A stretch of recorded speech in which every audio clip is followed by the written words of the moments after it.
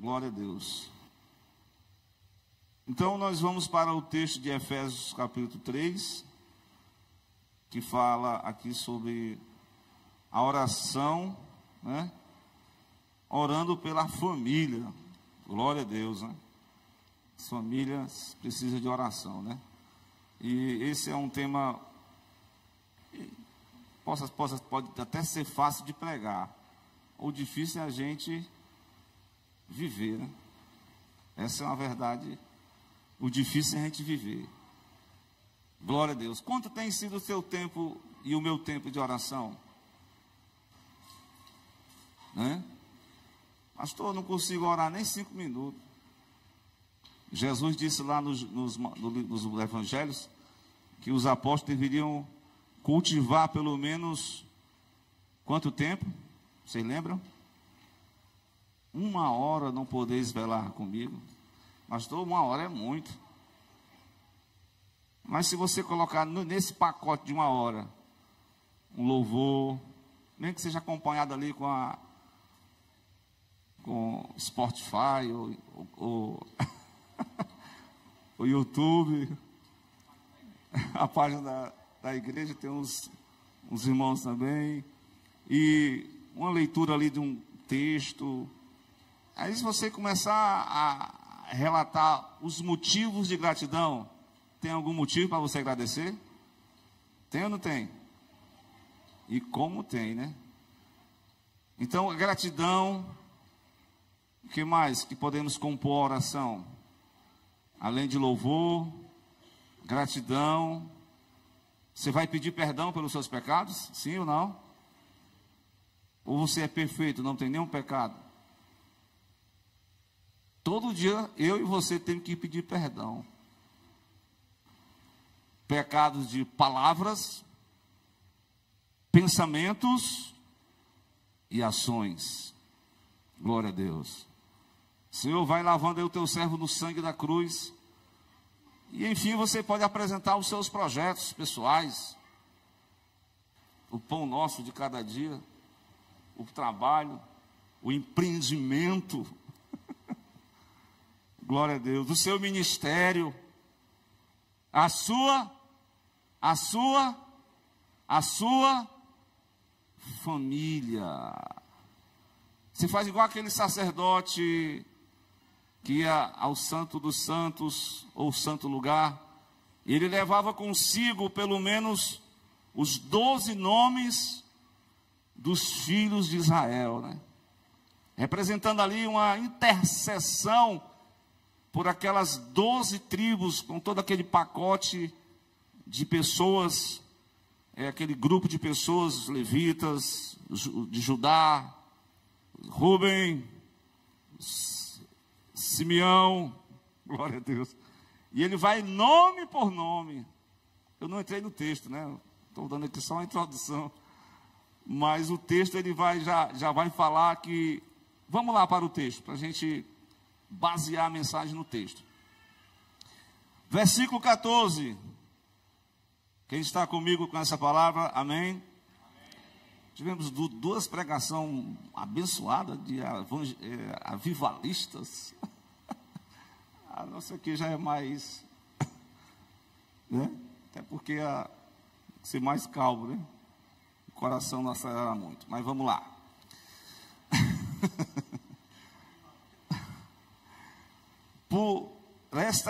Por causa disso, eu me ponho de joelhos. Diz uma canção antiga, irmã Vilani, de joelho é melhor. Claro que tem alguns irmãos que têm limitações, problemas no joelho, mas pelo menos dobre o coração perante Deus. Esse ato de se inclinar é uma demonstração de quê? De dependência de Deus. É um ato de você demonstrar uma humilhação perante Deus, mas também revive uma palavra que foi ministrada aqui na quinta-feira, é a submissão. Senhor, eu estou aqui, submeto aos teus planos, venha o que vier, faça o teu propósito, cria em mim um coração puro. Então, é um ato de devoção a Deus. Mas tudo isso de joelhos é perante quem? Perante quem? O Pai. O Pai, glória a Deus. O Pai das luzes. O Pai de nosso Senhor e Salvador, Jesus. Hoje nós aprendemos que do sistema, na essência, o Pai e o Filho estão em pé de igualdade. Mas na administração, ele disse que o Pai é maior do que eu, porque o Filho submeteu-se aos planos do Pai para alcançar o perdido pecador, morrendo na cruz por nós. Glória a Deus. Então, tudo perante o Senhor, o Pai de nosso Senhor Jesus Cristo, é que nós devemos estar em oração. Glória a Deus. Mas antes disso, eu poderia dizer também, diácono Miqueias, por causa disso, porque levou Paulo a orar, o que motivou Paulo a clamar a Deus, a ficar de joelhos perante o Deus e Pai de nosso Senhor Jesus Cristo. O que tem levado a gente a clamar a Deus? Glória a Deus. Vem comigo nessa noite. Gostaria de você refletir, porque o apóstolo, ele introduz os 3 primeiros capítulos dessa carta, falando de benefícios que Deus outorgou para a igreja. E por não dizer, para aquele que crê em Jesus, para aquele que crê no Evangelho. Um desses benefícios, eu poderia dizer para você, lá no capítulo 1 de Efésios, ele vai dizer que ele nos abençoou com todas as bênçãos espirituais nas regiões celestiais. Mas vem comigo para o versículo 5, para você notar. Dos motivos que levou Paulo a clamar é porque a igreja, ele tem recebido da parte de Deus privilégios maravilhosos. Um dos privilégios, qual é, irmão Edivaldo? O que diz?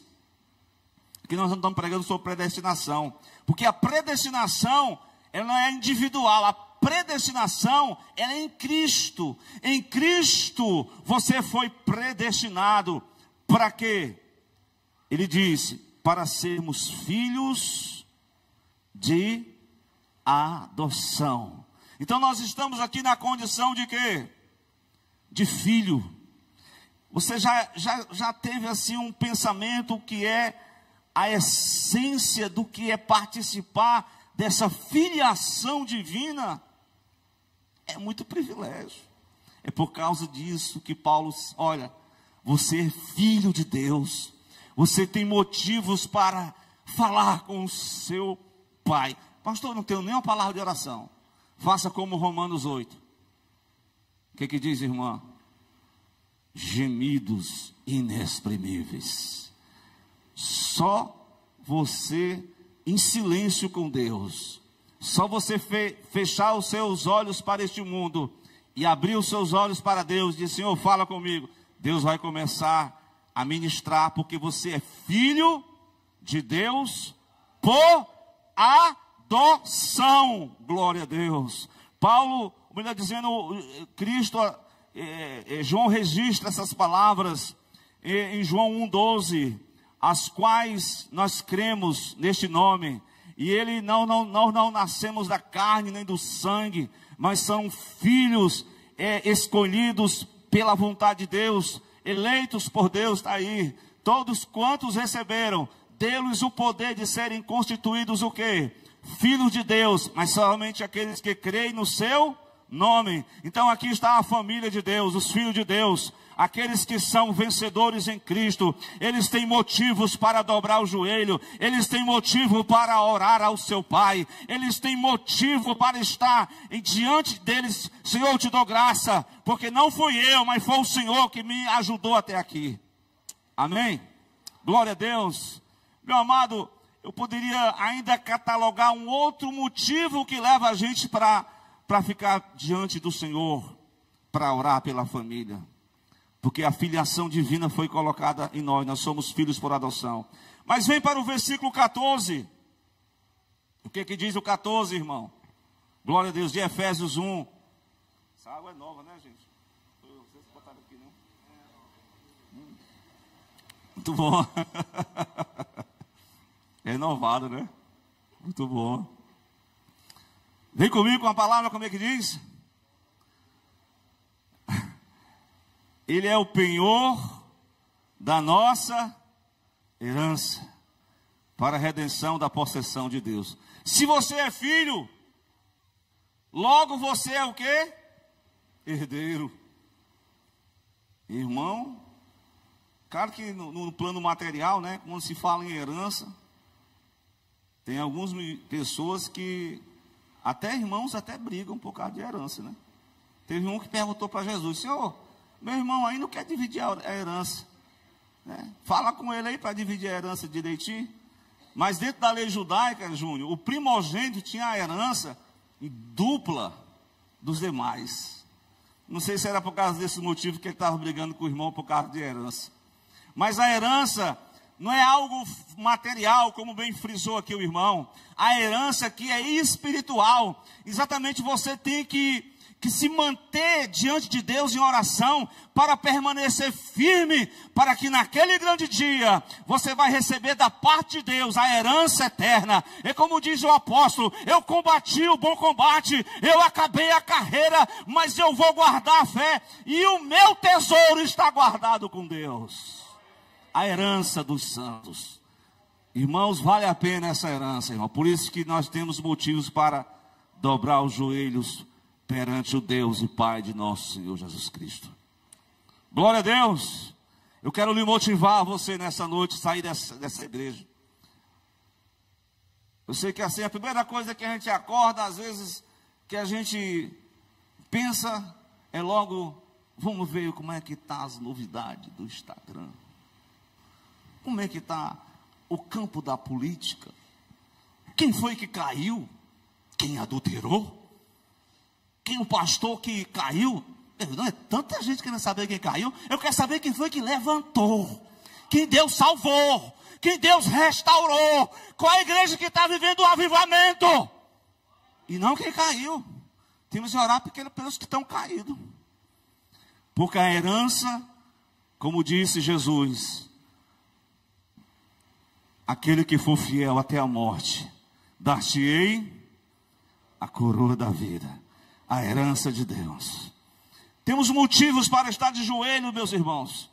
E um deles, sabe qual é? O terceiro motivo é o capítulo 2, o versículo 14. É porque é o seguinte: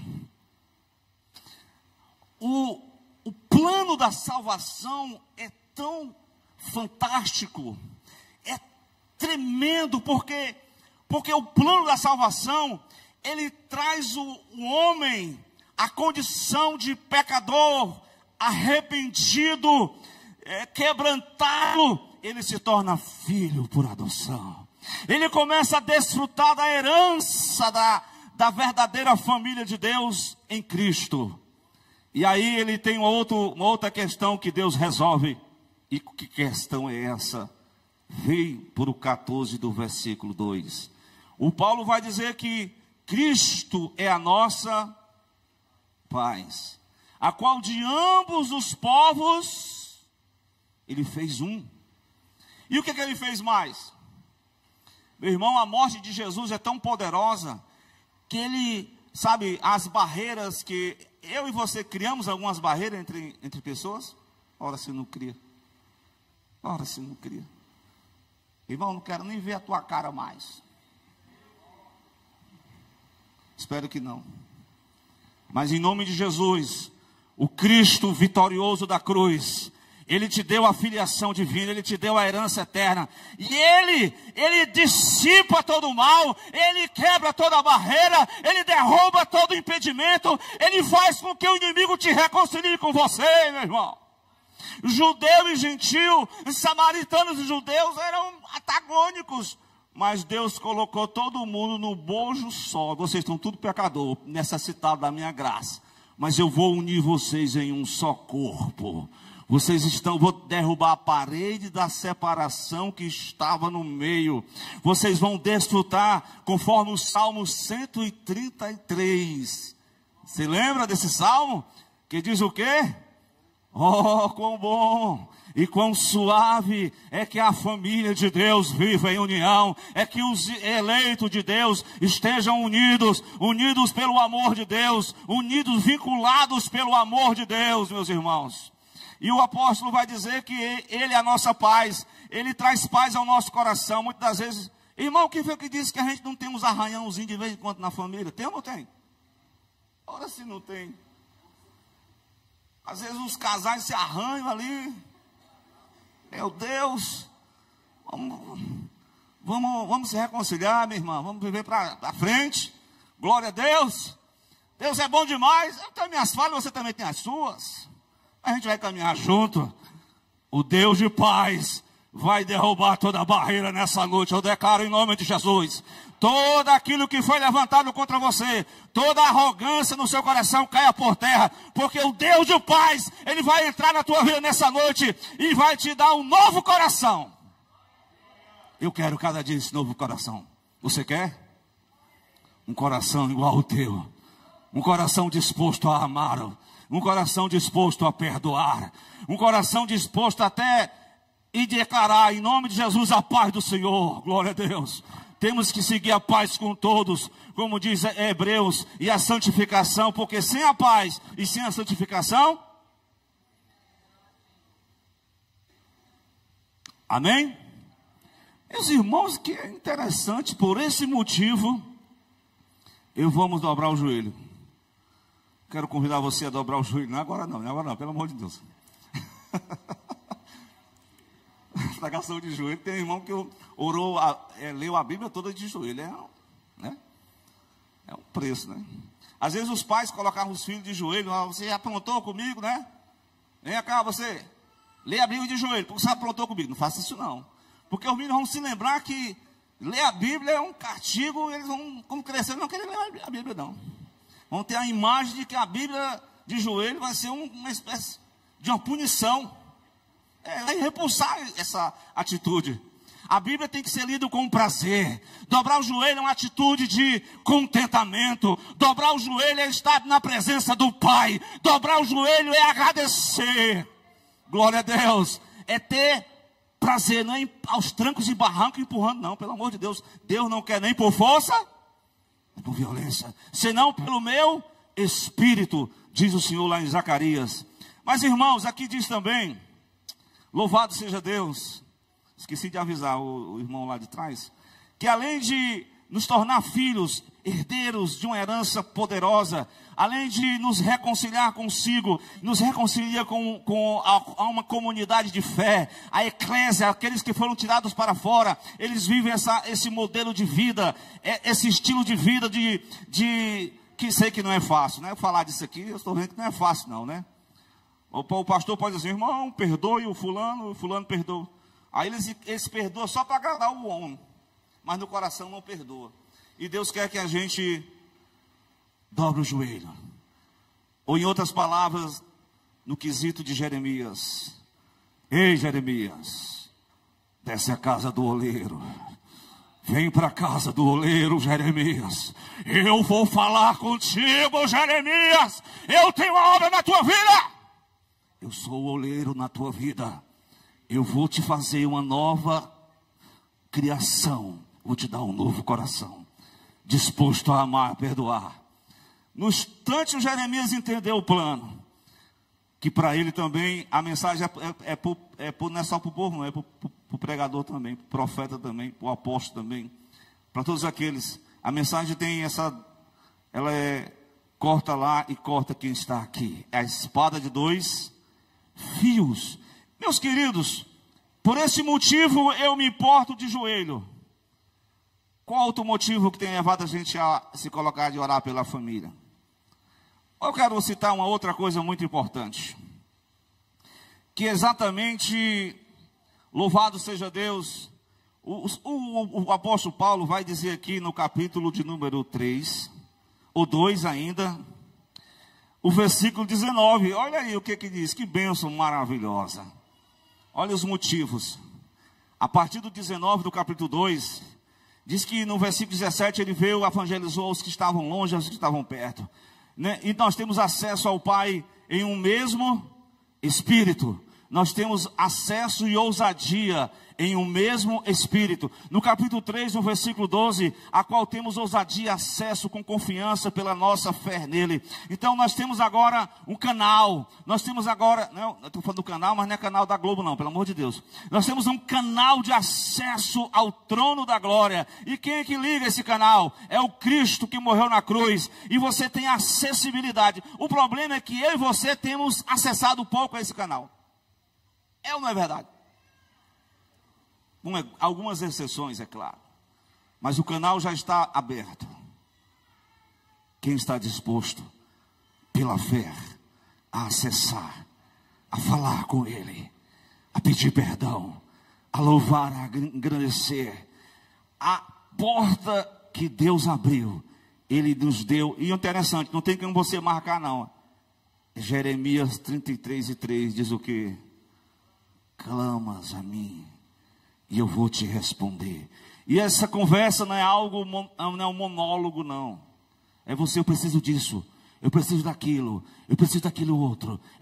É você fala e Ele fala contigo. Te ajeita, rapaz, te converte. Pare com essa atitude. Deus fala no teu íntimo nessa noite. Quando você dobra o joelho, Deus fala no seu íntimo, em que algumas palavras que você falou, que você agravou o servo, que você agravou a serva, que você feriu alguém, você é servo de Deus. Quando você fere uma pessoa que é corpo de Cristo, você está ofendendo ao próprio Cristo.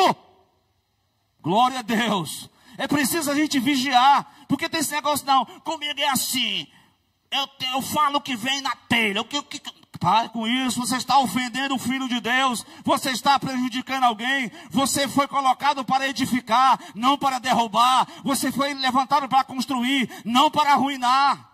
Glória a Deus. Mas meus amados, por fim eu quero dizer, que um outro benefício que nós temos motivo para orar a Deus, o versículo 19 do capítulo 2, diz o quê? Já não sois mais, você não é mais estrangeiro nem forasteiro, mas você agora faz parte, você é concidadão dos santos, e pertence a quê? A família de Deus. Você agora é parte da família de Deus. Então você vai orar uns pelos outros, como diz o mandamento bíblico. Por causa disso eu me ponho de joelhos. Perante quem? O Pai de nosso Senhor e Salvador Jesus Cristo. Glória a Deus. E eu vou dizer uma coisa, no versículo seguinte, ele vai dizer o seguinte: o qual toda a família nos céus e na terra toma o nome. Eu achei interessante essa família na terra. Qual é essa família na terra? A família na terra está falando da igreja que milita. Claro que a gente não vai orar pela a família que está no céu, né? São aqueles que, os triunfantes, os vitoriosos, a igreja que venceu, aqueles que já percorreram esse caminho, já estão esperando só a ressurreição dos mortos. Mas a igreja militante precisa de oração mútua, precisa de intercessão mútua. A igreja, nós não podemos parar. Diz Levítico 6:13. Quando eu estava falando de sacrifício, mas tem uma aplicação com a questão da oração. O que que diz? Até me lembrei de um hino que é muito cantado lá no Alto da Paz, né? Eu ouvi hoje, viu? Que nosso corpo é holocausto vivo. Devemos colocá-lo no altar para queimar a noite inteira. Mas o Levítico 6:13 diz o quê? O fogo arderá só uma vez na semana, né? Só na segunda-feira, irmã, continuamente sobre o altar, e não Alguém está nessa noite e sentiu que o fogo de Deus apagou da sua vida. Essa noite Deus te chama para um momento com Ele. Ele quer acender a chama novamente. Ele quer avivar novamente o crente. Porque, meus irmãos, quem nunca passou por uma experiência dessa? O irmão Islã falou que os 2 rapazes que estavam no caminho de Emaús estavam frios. Mas quem foi que disse que a frieza é um problema? Mas Deus resolve. Deus resolve. Deus age. E é interessante, Deus, Ele não quebra a cana trilhada e nem apaga o pavio que fumega. Ele vai restaurar novamente. É oração pela família. Oração pela família, nós temos motivos. A igreja que milita, ele tem o controle nos céus e na terra. Nós temos motivos para orar. Por essa causa, me ponho... Porque mesmo com todos esses privilégios, repare bem, mesmo com todas essas bênçãos, mas vai chegar um momento na vida do crente que ele vai enfrentar algumas dificuldades. Vem para o capítulo 3 novamente, um versículo anterior, porque aprendemos hoje o contexto remoto, né? No contexto aqui do versículo 13, ele diz assim: portanto vos peço que... Tem muita gente desfalecendo por algumas tribulações no caminho. Tem pessoas que desistiram de orar. Desistiram até de vir à congregação. Desistiram de ler a Bíblia.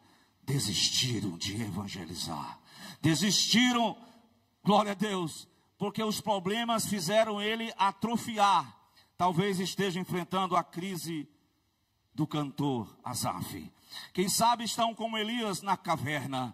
Depois de enfrentar 850 homens, orou com fé, o fogo desceu, queimou o holocausto, orou com fé, o céu fechou, e 3 anos e meio Deus não mandou a chuva. Orou novamente, e Deus mandou uma chuva, e o homem orou, e Deus ressuscitou o morto, e o homem orou, e Deus multiplicou o azeite da farinha, da panela da viúva, e Deus era na vida do Elias, mas chegou no momento em que ele quis desistir.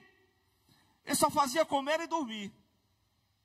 Tem um momento na vida do crente que ele só senta e levanta. Tchau, Jesus. Bom dia, Jesus. Fosse bem naquele livro, sei que tem algumas críticas, né? Bom dia, Espírito Santo, mas a gente tem que pegar o melhor.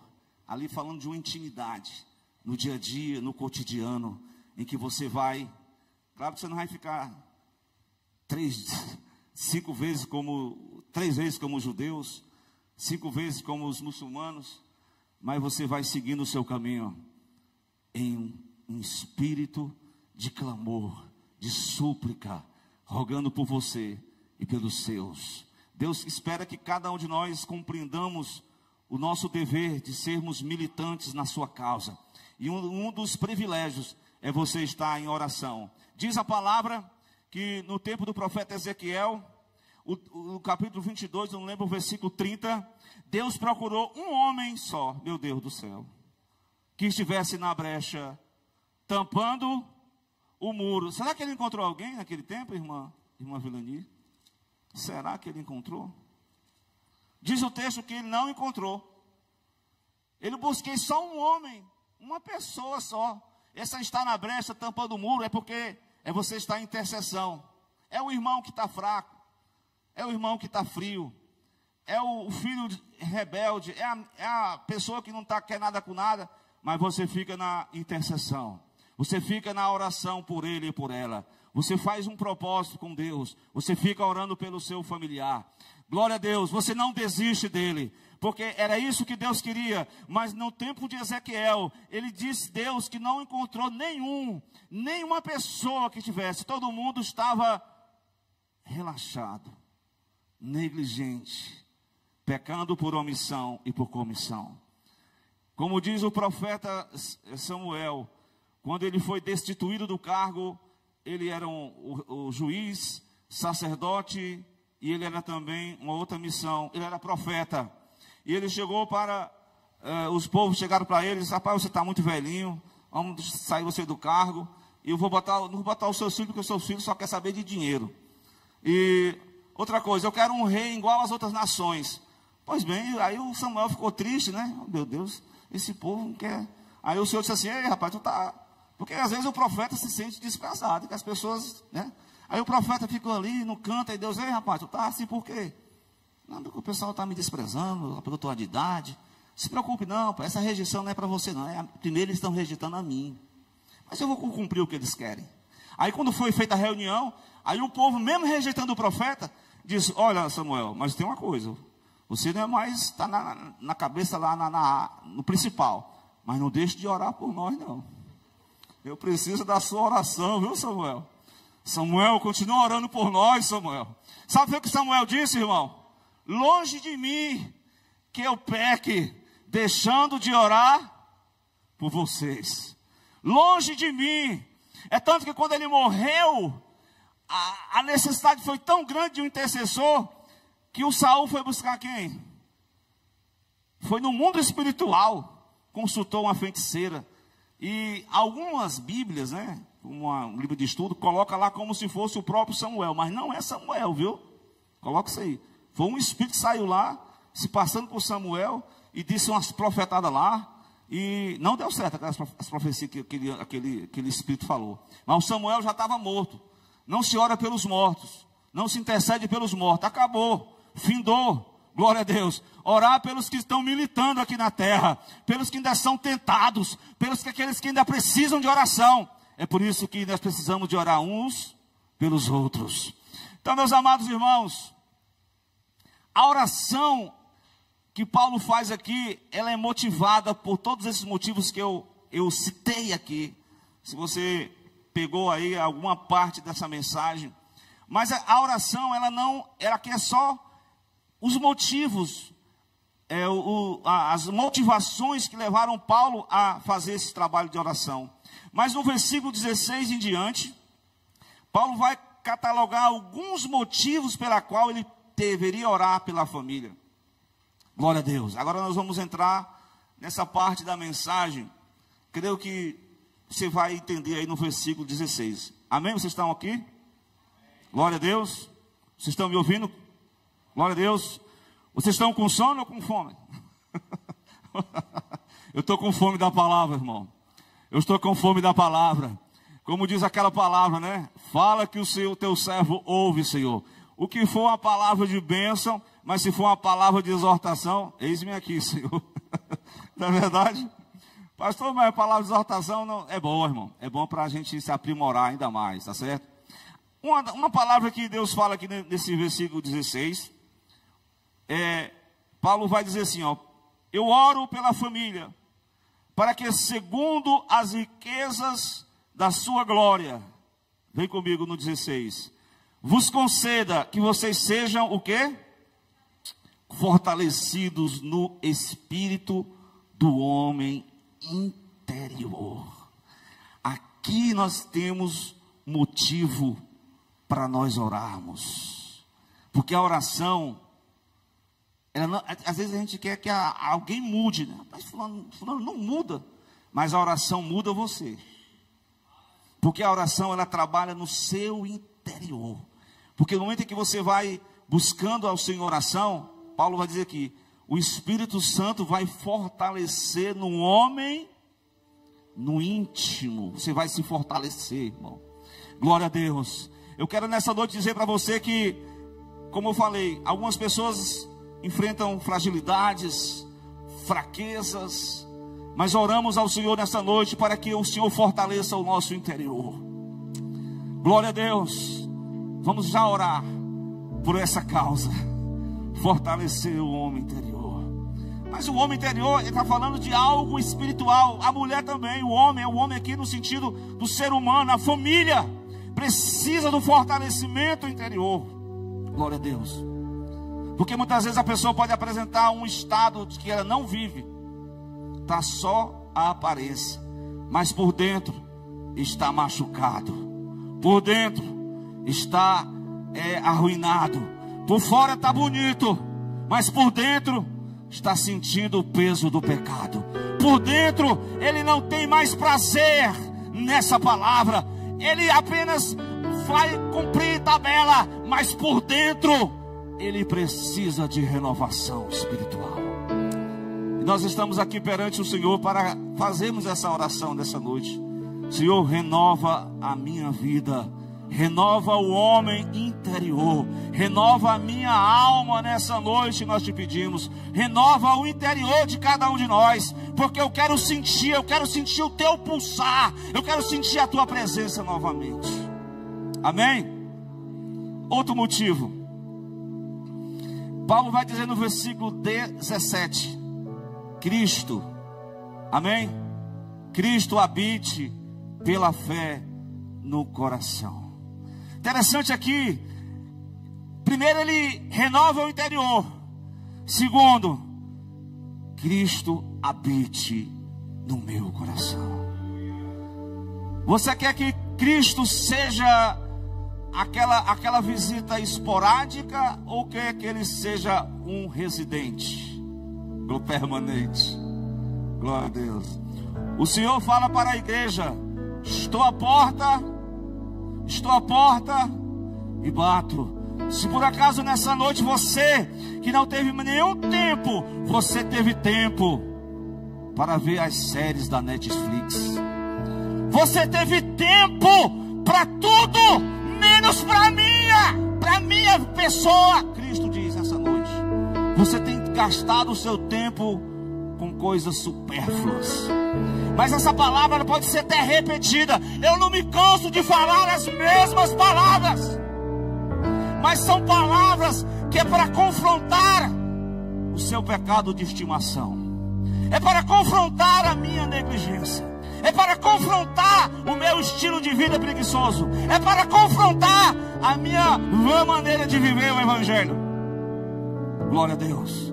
Eu preciso dizer para o Cristo: vem, mora na minha vida, habita no meu coração,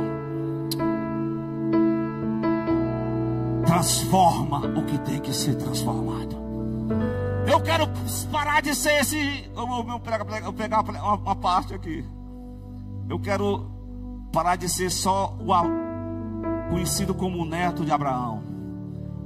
Eu não quero ser só o filho do Isaac. Eu quero ter a minha experiência com Deus. Eu quero ter a minha experiência com Deus. O Deus de Jacó. Não importa se for numa dificuldade, mas Ele vai se revelar para cada um de nós. O Deus de Jacó, glória a Deus, Ele vai tocar, Ele vai transformar. A partir de hoje, você não vai ser mais essa pessoa que falta. Eu vou fazer de você Israel de Deus. Eu vou te transformar, rapaz. Cristo habitará na minha vida. E quando Ele habita, tudo isso aqui vem a essência do caráter de Cristo. Você vai estar arraigado, fundado em amor. O fruto do Espírito vai frutificar. A habitação, ela vai proporcionar forjar o caráter de Cristo, motivado pelo amor. E aí ele vai dizer no 18: você vai compreender perfeitamente, você vai compreender, poder perfeitamente compreender o que? Com todos os santos, com toda a família, qual seja a largura, glória a Deus. A largura fala da universalidade do amor. O que mais? A profundidade, glória a Deus. E exatamente, são 4 aspectos que eu queria só deixar para os irmãos aqui. Glória a Deus. Você vai compreender com todos os santos o amor de Deus que excede todo o entendimento. Esse amor vai te levar a viver uma experiência viva. O Cristo vai habitar na sua vida, glória a Deus. E aqui Paulo vai dizer o seguinte: além desse amor ser universal, ele alcança todos.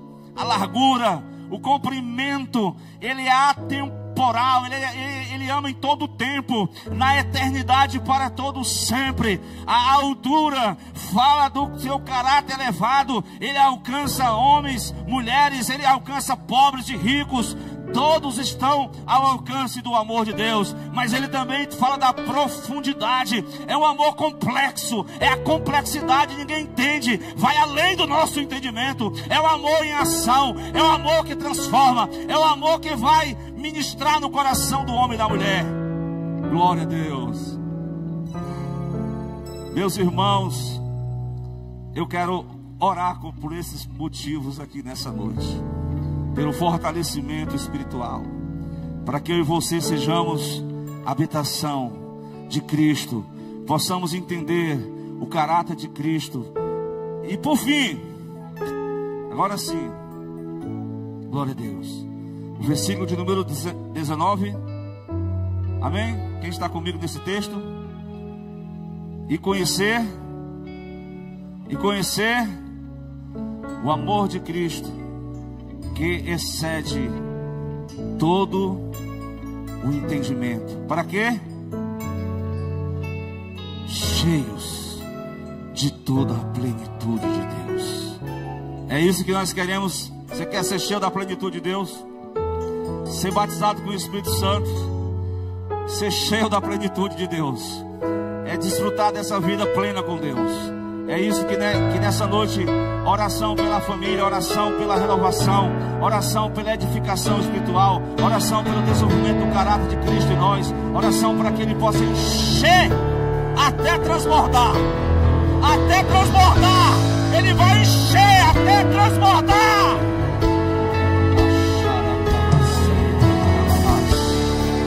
Comece a pedir a Ele: Senhor, me renova nessa noite. Senhor, me aviva nessa noite. Senhor, me batiza nessa noite. Eis-me aqui, Senhor.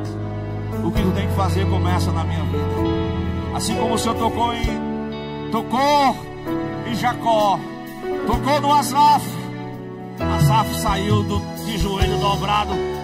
Ele dobrou o joelho todo fraquinho, derrotado. Mas quando ele se ergue de joelho, ele vai louvar com alegria. Ele se levanta da crise existencial. Este Deus é maior. Glória a Deus. Eu não sei se é um problema de algumas pessoas aqui, mas o Deus de Jacó é o mesmo. Ele está aqui para ministrar os nossos corações. Vamos louvar a Deus.